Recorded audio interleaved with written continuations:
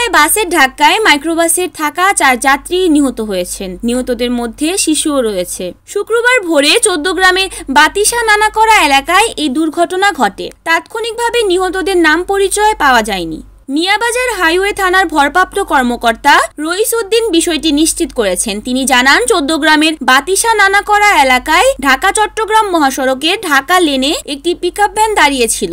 ভোরে একটি মাইক্রোবাস নিয়ন্ত্রণ হারিয়ে ওই পিকআপ ভ্যানের পেছনে ধাক্কা দেয়। ওই সময় ঢাকাগামী একটি বাস গিয়ে ওই মাইক্রোবাসে ধাক্কা দেয়। এতে ঘটনাস্থলেই 4 জনের মৃত্যু হয়। তাৎক্ষণিকভাবে নিহতদের নাম পরিচয় পাওয়া যায়নি।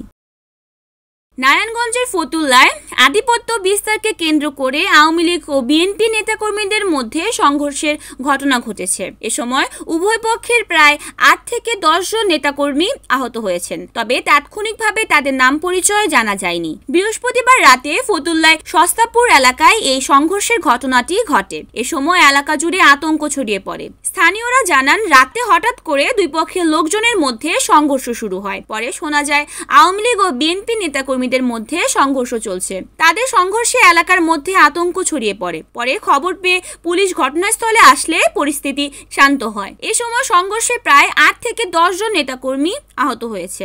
তবে তাদের নাম জানা যায়নি। ফতুল্লা থানা বিএনপির যুগ্ম সাধারণ সম্পাদক শাহিন বলেন, ফতুল্লা থানা আওয়ামী লীগের সদস্য ও আওয়ামী লীগ নেতা মুজিবুরের বাড়িতে নারী নির্যাতন বিষয়ে একটি সালিশে বসেছিলাম। তখন আতর্কিতভাবে মুজিবুর, তার ভাই, তাদের ভাতিজা, জেলা ছাত্রলীগের সাবেক সহসভাপতি হিমেল সহ অন্তত 20-30 জন আমাকে আটকে মারধর করতে থাকে। তিনি আরো বলেন, তখন এলাকাবাসীর সহযোগিতা চাইলে তারা আমাকে উদ্ধার করে। এরপর থানায় ফোন করলে পুলিশ আসে। তখন পুলিশ দেখে তারা পালিয়ে যায়। তবে ফতুল্লা থানা আওয়ামী লীগের সদস্য মুজিবুর রহমান বলেন, বিএনপি নেতা শাহিন দলবল নিয়ে ডাকাতির উদ্দেশ্যে আমার বাড়িতে হামলা চালায়, বাড়িঘরে ব্যাপক ভাঙচুর ও লুটপাট চালায়। তখন মসজিদের মাইক দিয়ে মাইকিং করলে এলাকাবাসী এগিয়ে আসলে তারা পালিয়ে যায়। ফতুল্লা মডেল থানার ভারপ্রাপ্ত কর্মকর্তা ওসি নূরে আজম বলেন, খবর পেয়ে ঘটনাস্থলে পুলিশ পাঠানো হয়েছে।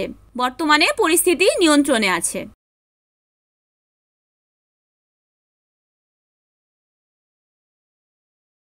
গাজা ভূখণ্ডে ইসরায়েলি হামলায় আরও 17 ফিলিস্তিনি নিহত হয়েছেন। এতে করে নিহতের সংখ্যা প্রায় 40,900 জনে পৌঁছেছে। এছাড়া গত বছরের অক্টোবর থেকে চলা এই হামলায় আহত হয়েছে আরও অন্তত 94,000 ফিলিস্তিনি। বৃহস্পতিবার এক প্রতিবেদনে এমন তথ্য জানিয়েছেন বার্তা সংস্থা আনাদুলু। প্রতিবেদনে বলা হয়েছে, গাজা উপত্যকায় ইসরায়েলের চলমান হামলায় কমপক্ষে আরও 17 ফিলিস্তিনি নিহত হয়েছেন। এতে করে গত বছরের অক্টোবর থেকে এ পর্যন্ত মৃতের সংখ্যা বেড়ে 40,878 জনে পৌঁছেছে বলে বৃহস্পতিবার অবরুদ্ধ এই ভূখণ্ডের স্বাস্থ্য মন্ত্রণালয় জানিয়েছেন। মন্ত্রণালয়ের এক বিবৃতিতে জানিয়েছে, নিরলস এই হামলায় আরও অন্তত 94,454 জন ব্যক্তি আহত হয়েছেন। মন্ত্রণালয় বলেছে, ফিলিস্তিনি স্বাস্থ্য কর্তৃপক্ষ মনে করছে, গাজা উপত্যকা জুড়ে ধ্বংস হওয়া বাড়ির ধ্বংসস্তূপের নিচে এখনও 10,000-এর বেশি লোক নিখোঁজ রয়েছে। 10,000-এর বেশি লোক নিখোঁজ রয়েছেন। ডেস্ক রিপোর্ট, অরণি আক্তার, এনএন টিভি। বেআইনিভাবে সীমান্ত পেরিয়ে বাংলাদেশ থেকে ভারতে প্রবেশের অভিযোগে 18 বাংলাদেশি নাগরিককে গ্রেফতার করেছে ভারতীয় পুলিশ। সেই সাথে তাদের আশ্রয় দেওয়ার অভিযোগে 7 ভারতীয় নাগরিককেও গ্রেফতার করা হয়েছে। গোপন সূত্রে খবর পেয়ে বৃহস্পতিবার দুপুরে পশ্চিমবঙ্গের নদিয়া জেলার হাসখালী থানার পুলিশ তাদের গ্রেফতার করা হয়। নির্দিষ্ট তথ্যের ভিত্তিতে পুলিশ জানতে পারে, হাসখালী থানার বড়চুপড়িয়া এলাকায় প্রচুর সংখ্যক বাংলাদেশি লুকিয়ে রয়েছে। এরপরই বড়চুপড়িয়ায় অভিযান চালিয়ে 18 বাংলাদেশি নাগরিককে গ্রেফতার করে পুলিশ। গ্রেফতারকৃত বাংলাদেশিদের মধ্যে 10 জন নারী। পাশাপাশি ওই বাংলাদেশিদের ভারতে আসতে সাহায্য করা ও আশ্রয় দেওয়ার অভিযোগে 7 ভারতীয়কে গ্রেফতার করা হয়। বৃহস্পতিবার হাসখালী পুলিশ গ্রেফতারকৃত 25 জনকে রানাঘাট মহকুমা আদালতে পাঠায়। বিচারক 3 জনকে পুলিশ রিমান্ড ও বাকিদেরকে 14 দিনের বিচার বিভাগীয় হেফাজতের নির্দেশ দেন। ডেস্ক রিপোর্ট, অরণি আক্তার, এনএন টিভি।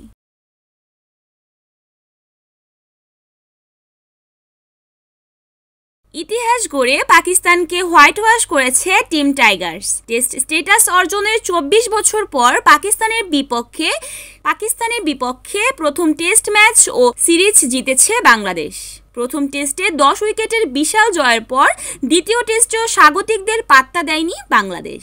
এই সিরিজের সেরা খেলোয়াড় হয়েছেন মেহেদী হাসান মিরাজ। দলের খারাপ সময়ে ব্যাট ও বল হাতে গুরুত্বপূর্ণ অবদান রেখেছেন এই অলরাউন্ডার। সিরিজের সেরা খেলোয়াড়ের পুরস্কারও জিতেন মিরাজ। তবে পুরস্কার বিতরণীর মঞ্চে তিনি জানান, সিরিজ সেরা হয়ে পাওয়া অর্থ তিনি অনুদান হিসেবে দেবেন বৈষম্য বিরোধী আন্দোলনে নিহত হওয়া এক পরিবারকে। কেন এমন সিদ্ধান্ত? মিরাজ জানিয়েছেন পেছনের গল্প। বিসিবির ভিডিওতে মিরাজ বলেন, আমাদের প্রথম টেস্ট ম্যাচ যখন চলছিল আমার সোশ্যাল মিডিয়াতে চলে আসে যে একটা ছেলে কান্না করছিল। আমার ছেলের মতোই বয়স। ছেলেটা কান্না করছিল আমার বাবা মারা গিয়েছে, নামাজ পড়তে গিয়ে গুলি খেয়ে মারা গেছে, আমি রক্ত দিয়েছি, আমার বাবা ফিরে আসেনি। ওই কথাগুলো এখনো আমার কানে বাজে।